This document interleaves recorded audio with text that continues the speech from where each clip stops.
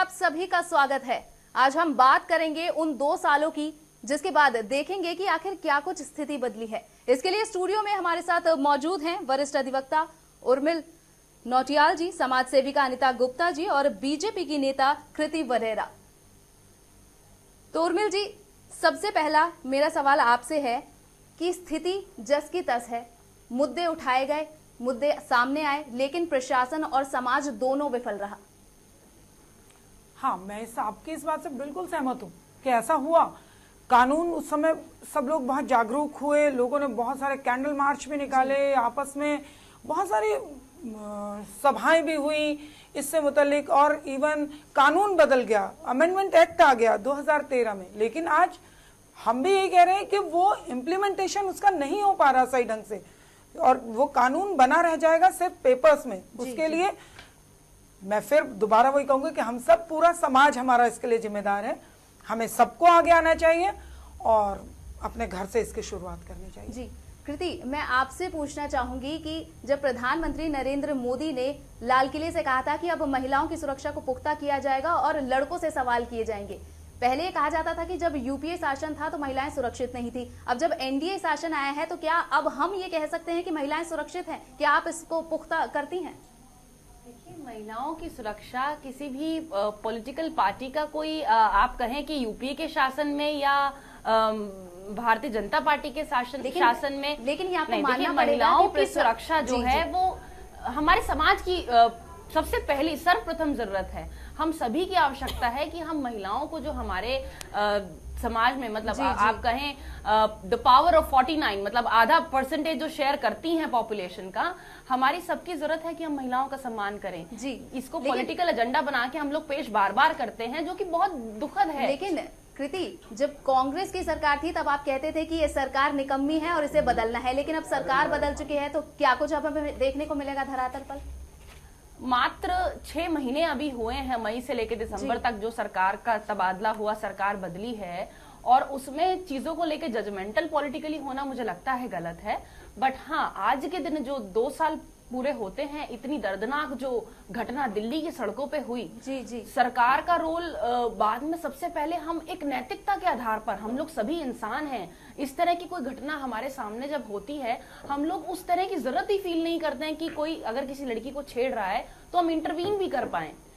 तो वो मानसिकता बदलने की हमें आवश्यकता है। हमें ये सोचना पड़ेगा कि हम महिलाओं का सम्मान करें।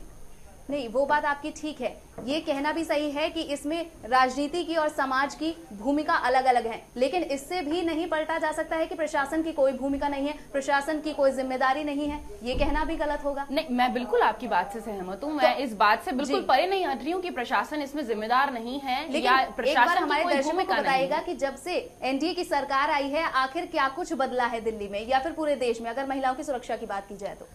अभी मैं सभी जो वरिष्ठ पुलिस पदाधिकारी हैं उनका वक्तव्य सुन रही थी, तो मुझे पता चला, और मैं उस बात से कहीं ना कहीं पूरी तरह सहमत हूं। आप आज की डेट में दिल्ली के किसी भी पुलिस स्टेशन में एंट्री लेते हैं तो आपको एक विमेन हेल्प डेस्क वहां मिलता है और एक महिला पुलिसकर्मी तैनात दिखती है। जी, इस तरह की अवेयरनेस जिसके कारण जो महिलाओं पे बढ़ते अपराध थे, महिलाएं अपनी बात नहीं कह पाती थी। जी। और यही कंडीशन आप दिल्ली यूनिवर्सिटी के किसी कॉलेज के बाहर जाएं तो आपको महिला पुलिसकर्मी तैनात दिखती हैं। उस तरह की अवेयरनेस है। जी, मेरा आपसे सवाल है, क्या आप कृति की बात से सहमत हैं?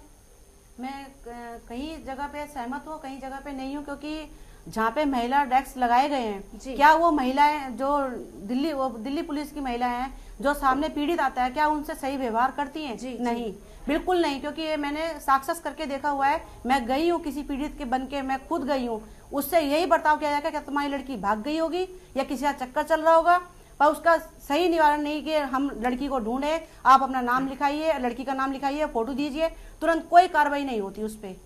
और कहीं पे तो माँ बाप अगर रिपोर्ट लिखा जाते हैं तो वहां पे माँ बाप को मारा भी जाता है कि तुम बार बार थाने में क्यों आ रहे हो। जी कृति, क्या कहेंगी आप इस पर? देखिए, पुरुष प्रधान समाज में हम लोग जीते हैं, और इस तरह के जो बेसिक एक सोच है वो हमें हमारे घर से मिलती है। हमें आवश्यकता है उस सोच को बदलने की जो एक ईव टीजर को रेप तक पहुंचाती है। जी। तो जो मानसिकता वही जो डेवलप होती है महिलाओं के प्रति सम्मान ना करने की या दूसरे दर्जे का सम्मान देने की, तो हमें उसी सोच को वहां खत्म करना होगा। प्रधानमंत्री जी स्वयं कहते हैं कि जब अगर हम ट्यूशन जाने वाली अपनी बेटी का समय नोट कर सकते हैं, फोन करके पूछते हैं बिटिया कब घर पहुंचोगी, तो वही संस्कार हम बेटों से क्यों अपेक्षित मतलब एक्सपेक्ट नहीं करते हैं। जी, ये आपका कहना बिल्कुल ठीक है, लेकिन आप प्रशासन कोई जिम्मेदारी क्यों नहीं लेता है? अभी से पहले हमने बीएस बस्सी जी का भी इंटरव्यू सुना था, जिसमें वो साफ तौर पर मुकर गए कि मैं कुछ आंकड़े नहीं बता सकता इसमें, लेकिन हम काम कर रहे हैं। तो ये कैसा जवाब हुआ? नहीं, दिल्ली की जनता आपसे जवाब चाहती है। उन्होंने आपको ये भी बताया ना 1097 के अलावा उन्होंने 10 और ये भी सच्चाई है कि महिलाओं के लिए अवेल कराए हैं। क्या कुछ उन्होंने कितने लोगों की मदद की है? आप क्या क्या कहना है इसमें उर्मिल जी? नहीं, मैं तो यही कहूंगी कि नहीं, सरकार को भी जागरूक होना चाहिए। जो एनडीए ये अभी सरकार आई, इन्होंने बहुत शुरू में बहुत सारे वादे किए हम लोगों के साथ, लेकिन अभी उतनी तेजी से काम होता दिखाई नहीं दे रहा है। मैंने कहा कानून बन गई, इम्प्लीमेंटेशन नहीं हुआ, तो उस कानून बनने का कोई फायदा नहीं हुआ। समाज अगर इन्होंने कहा कि हमने थाने में डेस्क बना दिए हैं, एक लेडी पुलिस जो भी ऑफिसर है वो वहां पे अवेलेबल है, बट आप जाके देखिए प्रैक्टिकली ऐसा होता नहीं है कि वो वहां पे अवेलेबल हो। आपको ढूंढनी पड़ती है वो उस थाने में। क्योंकि इसका सबसे बड़ा उदाहरण यही है कि जब निर्भया गैंगरेप हुआ था, उस वक्त वो रात का ही वो समय था, उस वक्त भी पुलिस की गश्त नहीं थी और वो सभी लोग उस बस को पूरे दिल्ली में घुमाते रहे घंटों तक। उसके बाद जब एनडीए सरकार थी, उस वक्त भी ये उबर रेप केस हुआ था, जिसमें वो कैब ड्राइवर पहुंचा, उसने काफी घंटों तक घुमाया, लेकिन उस वक्त पुलिस गश्त पर नहीं थी। दोनों कालों की आपको ये उदाहरण देखने को मिल जाएंगे। इसमें साफ पता चलता है कि सरकार किस तरीके से काम कर रही है। कृति, क्या कुछ कहेंगी आप इस पर? देखिए, हम कहें कि अगर आज हम सरकार को लेके जजमेंटल हो रहे हैं या सरकार मुस्तैदी से काम नहीं कर रही है, तेजी से काम नहीं कर रही है, अभी सरकार के कामों ने नई तेजी पकड़ी है, तो वो मुझे लगता है सरासर कहना गलत है। क्योंकि आप 60 साल के कांग्रेस के प्रशासन को 6 महीने के मोदी के प्रशासन से तुलना करते हैं। आप समय दें और देश में बदलाव आने वाले समय में जरूर दिखेगा। लेकिन कितना समय चाहिए? ये देखिए, हम प्रशासन को उसके ऊपर कोई तोहमत नहीं लगा रहे हैं या फिर प्रशासन को ही सब कुछ करना है, लेकिन अगर आप उत्तर प्रदेश की बात करें, आप झारखंड की बात करें या फिर राजस्थान की बात करें, इतने आंकड़े हैं। और अगर दिल्ली की ही बात करें तो कहा जाता है कि हर 18 घंटे में एक महिला के साथ रेप होता है। क्या ये आंकड़ा क्या कुछ कहता है? फिर मैं बिल्कुल आपकी इस बात से सहमत हूं, और आंकड़ा कहता है कि 18 घंटे में एक रेप होता है। प्रत्येक दिन की अगर हम बात करें तो 3 से 4 मतलब 4 से बल्कि 5 महिलाएं पीड़ित इस तरह की घटनाओं से होती हैं। जी, तो बहुत सी चीजें तो इनफैक्ट ऐसी हैं जो प्रशासन के सामने तक नहीं आती हैं। तो महिलाओं को सुरक्षा देने के लिए हमें आवश्यकता है क्योंकि उस मानसिकता तक मनुष्य की पहुंचने की, आदमियों की मानसिकता बदलने की, जिससे वो उस तरफ ना जाए। और महिलाओं अगर सिर्फ आंकड़ों की ही बात की जाए तो आंकड़े कहते हैं कि सबसे ज्यादा जो रेप हुए हैं वो बीजेपी शासित मध्य प्रदेश में हुए हैं, और मध्य प्रदेश में बीजेपी की सरकार है और पिछले काफी लंबे समय से है। बार बार हम सरकार को किसी भी राज्य की टारगेट करते हैं और ये बड़ा दुखद है। सरकार की बहुत बड़ी भूमिका होती है, सरकार के हाथ में बहुत सारी जिम्मेदारियां होती हैं, कंट्रोल होता है, इसलिए सरकार पर सवाल उठते हैं और सरकार के पर सवाल उठना लाजमी भी है। सरकार के हाथ में सब कुछ है। मैं आपकी बात से बिल्कुल सहमत हूँ, पर महिलाओं से जुड़ा मुद्दा और जिस तरह का दर्दनाक कांड हमने दिल्ली की सड़कों पे होते हुए आज से 2 साल पहले देखा, उसके बाद ये बड़ा संवेदनशील मुद्दा है महिलाओं की सुरक्षा का। हम केवल हर गति वर्ष इसकी एक एनिवर्सरी मनाएं और मोमबत्तियां जाके जला दें, उससे बदलाव नहीं आएगा। बदलाव हमें उन संस्कारों को बदलने की है, उस सोच को बदलने की है। प्रशासन बिल्कुल अपनी मुस्तैदी से काम करे और जो भी कड़े से कड़े कानून बने। और जैसे मैडम ने बताया, अभी एडवोकेट साहिबा बैठी हैं साथ में मेरे, कि अमेंडमेंट्स आए 2013 में और उनका इम्प्लीमेंटेशन अच्छे से हो। जो भी इस तरह के कल्प्रिट्स हैं, जो रेपिस्ट हैं, उनको कड़े से कड़े सजा मिले। जी कृति, अगर इन्हीं की बात की जाए तो जब निर्भया कांड हुआ था उसके बाद एक कोष बनाया गया था जिसमें 1000 करोड़ रुपए का जो कोष डाला गया था, लेकिन पता चला है कि अभी तक इस कोष में से कोई भी जो राशि है उसे किसी वेलफेयर के लिए नहीं इस्तेमाल किया गया। तो ये कैसा प्रशासन है? ये आप किस तरीके से फिर चला रहे हैं इन सब चीजों को? आज से 2 साल पहले इस चीज की अनाउंसमेंट हुई कि एक निर्भया फंड के नाम से एक जो फंड है वो रेज किया जाएगा और इस तरह की महिला पीड़ितों के लिए लगाया जाएगा।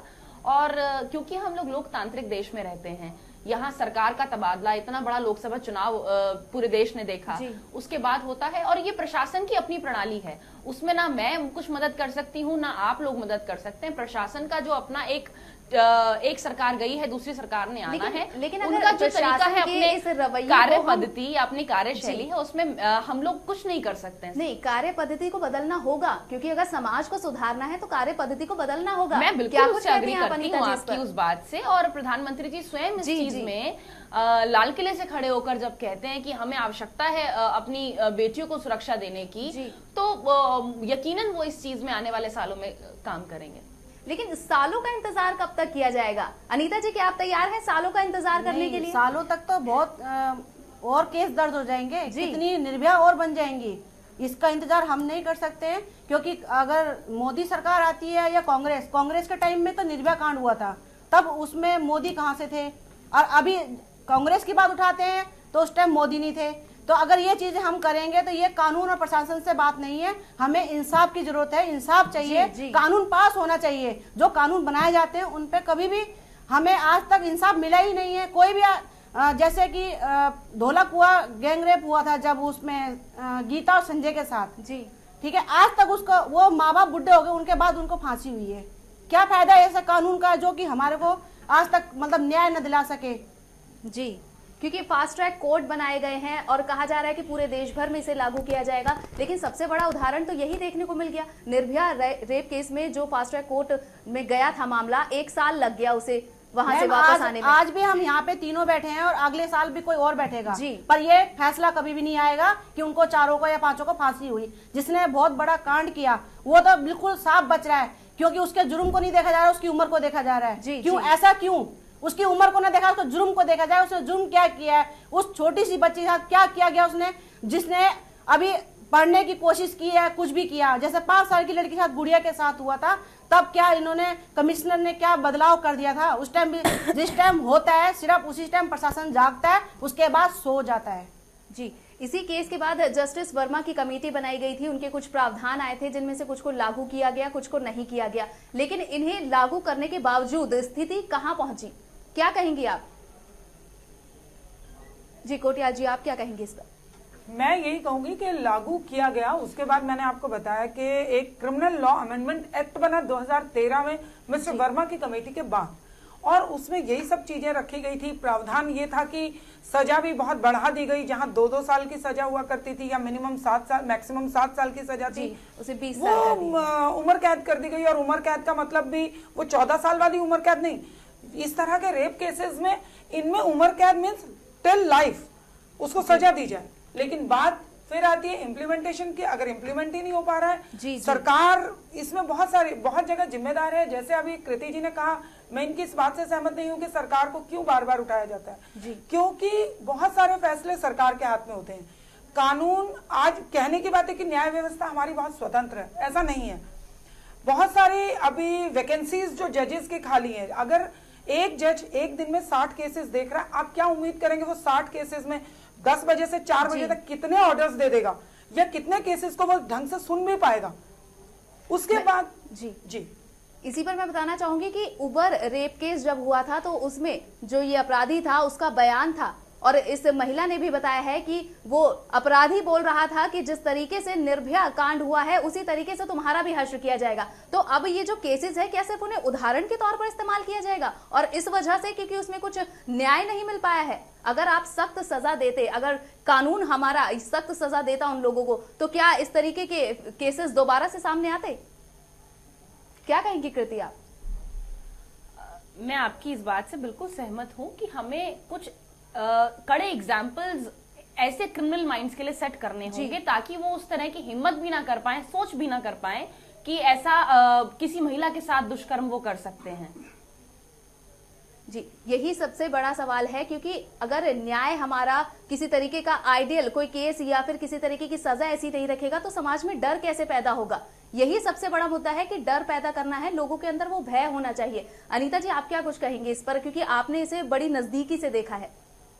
जब हम घरों में जाते हैं, किसी पीड़ित के घर में जाते हैं, हमने बिल्कुल गली गली और झुप्पड़पट्टियों में भी जाके देखा है, वहाँ पे भी यही चीजें होती हैं कि मतलब घर वाले ही गलत काम कर रहे हैं, उसके बाद फिर अपने जो भी बचाव पक्ष के लिए वकील खड़ा करते हैं या किसी को पैसे देके कुछ भी करवा देते हैं, गवाह बना देते हैं। तो ये तो मेरे खिलाफ से कि भाई कानून अगर सख्त होता तो आज ये मतलब हम यहाँ पे नहीं बैठे होते और आज हम ये कह रहे होते कि हमारा प्रशासन जाग गया है।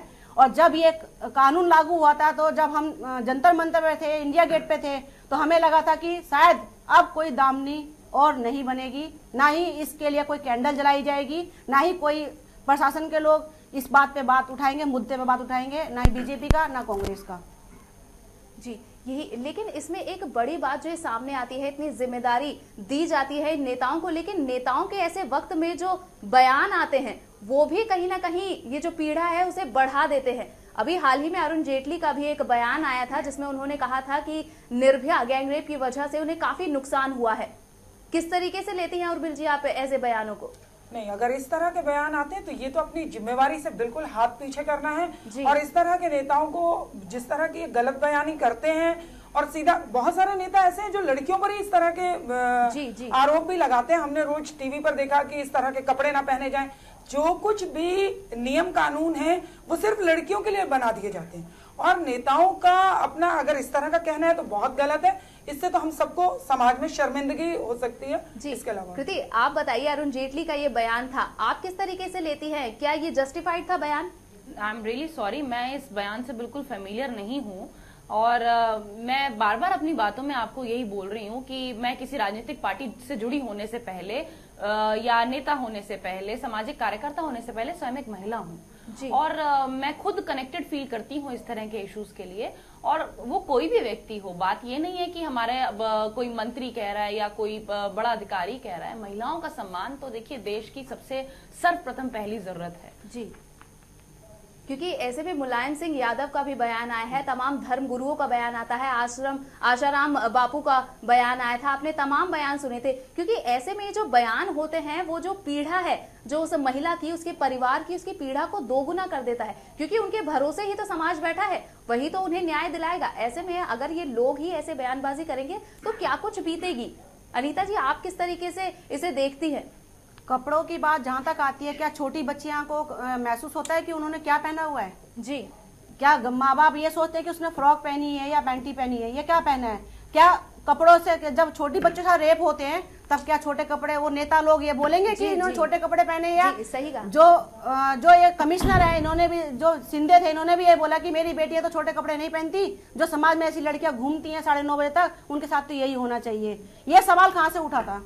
ये सिर्फ इनके पास सिक्योरिटी होती है इसलिए ये मुद्दा उठाते हैं, पर गरीब लोगों के पास ये मुद्दे नहीं होते।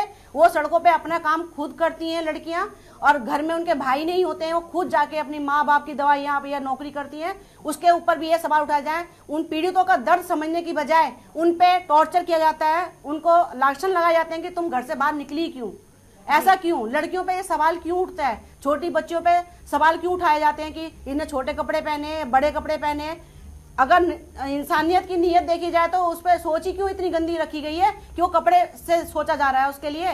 बसों में जी, सही कहा आपने, समाज में बदलाव की सबसे ज्यादा जरूरत है। क्योंकि इन दोनों को साथ में चलना पड़ेगा, प्रशासन को और समाज को। अगर समाज में बदलाव नहीं आएंगे, क्योंकि कहा जाता है कि जो प्रशासन है वो एक तरह से हमारे समाज का ही रूप है, समाज से ही उठकर लोग वहां तक पहुंचे हैं। तो समाज में जरूरत है बदलाव की। आप किस तरीके से, कौन से सुझाव हैं या फिर कौन से बदलाव हैं जिसकी तरफ देश को चलना चाहिए? उर्मिल जी, मेरा अपना मानना है कि समाज में हमें शुरुआत अपने घर से करनी चाहिए। जी। दूसरा ये कि अगर कोई पीड़ित थाने या कोर्ट आती है तो उसके साथ एक सिंपैथी रखी जाए, एक इंसानियत के नाते उसके साथ जो कुछ हुआ, उसके ऊपर जो कुछ गुजरा, लोग उसको मजाक बना देते हैं। और इसीलिए शायद आधे केसेस रेप के FIR दर्ज होती है, आधे लोग घर बैठ जाते हैं। अभी एक ऑटो रिक्शा वाला जो पकड़ा गया एक रेप केस में, उसने ये कहा कि मैंने इसी जगह पर 9 रेप केसेस किए, जबकि FIR सिर्फ 1 की थी।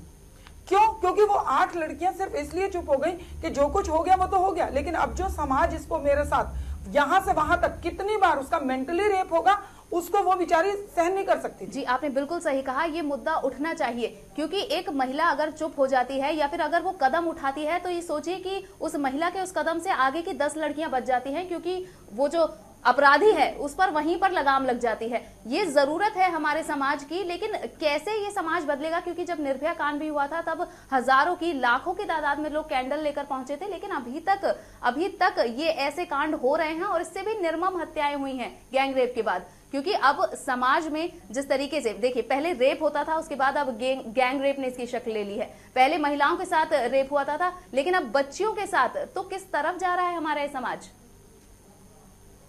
क्या कहेंगे आप उर्मिल जी इस बारे में? हाँ, मैं यही कहूंगी, हमारा समाज का नैतिक पतन होता जा रहा है। क्योंकि अगर इस तरह के केसेस, क्योंकि आज भी लोगों को कोर्ट पर या पुलिस पर भरोसा नहीं है। आधे लोग कोर्ट नहीं जाते, आधे लोग और जाते भी हैं तो आप ये सोचिए, एक प्रोसीजर है कोर्ट तक जाने का।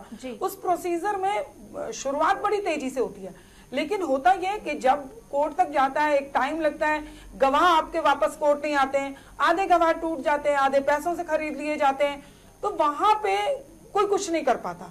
जज है वो एक जगह बैठा है, वो आपके साथ जाके उसने ये इंसिडेंट नहीं देखा है, वो सिर्फ ये डॉक्यूमेंट्री जो एविडेंस उसके पास आ रहा है वो उसके हिसाब से इसकी सजा दे सकता है। तो इसके लिए समाज को आगे आना चाहिए। आधे लोग जो वहां से नजर फेर के चले जाते हैं कि ये हो रहा है, पता नहीं हम यहाँ इसे उठाएंगे पीड़िता को, तो पता नहीं हमारे साथ भी पुलिस पता नहीं किस तरह के क्वेश्चन करेगी। अभी जैसे आपने एक देखा होगा कि एक लेडी आई है जिसने कि एक IGI एयरपोर्ट पे एक शराबी को पीटा, लेकिन वो बार बार टीवी पर यही कह रही थी कि प्लीज मुझे मत रोकिएगा, मुझे 2 दिन बाद वापस जाना है, मेरा पासपोर्ट मत रखिएगा।